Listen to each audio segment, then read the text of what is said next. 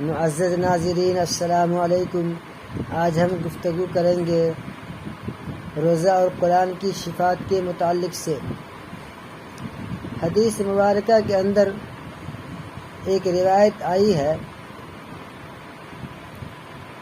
جن کے راوی حضرت عبداللہ بن عمر رضی اللہ عنہ ہیں کہ رسول اللہ صلی اللہ علیہ وسلم نے فرمایا، روزہ اور قرآن دونوں بندے کی سفارش کریں گے، یعنی اس بندے کی جو دن میں روزے رکھے گا اور رات میں اللہ کے حضور میں کھڑے ہو کر اس کا پاک کلام قرآن مجید پڑھے گا یا سنے گا۔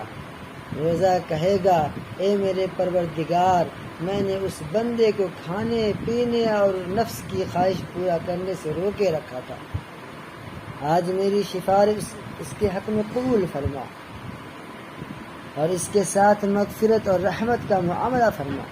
قرآن کہے گا، میں نے اس کو رات کے سونے اور آرام کرنے سے روکے رکھا تھا، خداوند آج اس کے حق میں میری سفارش قبول فرما اور اس کے ساتھ بخشش اور عنایت کا معاملہ فرما۔ چنانچہ روزہ اور قرآن دونوں کی سفارش اس بندے کے حق میں قبول فرمائی جائے گی اور اس کے لیے جنت اور مغفرت کا فیصلہ فرما دیا جائے گا۔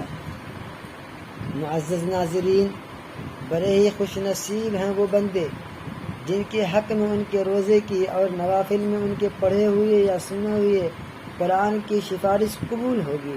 یہ ان کے لیے کیسی مسرت اور فرحت کا وقت ہوگا۔ اللہ تعالی ہم سب کو اپنے کرم سے خوش نصیب بندوں کے ساتھ کر دے۔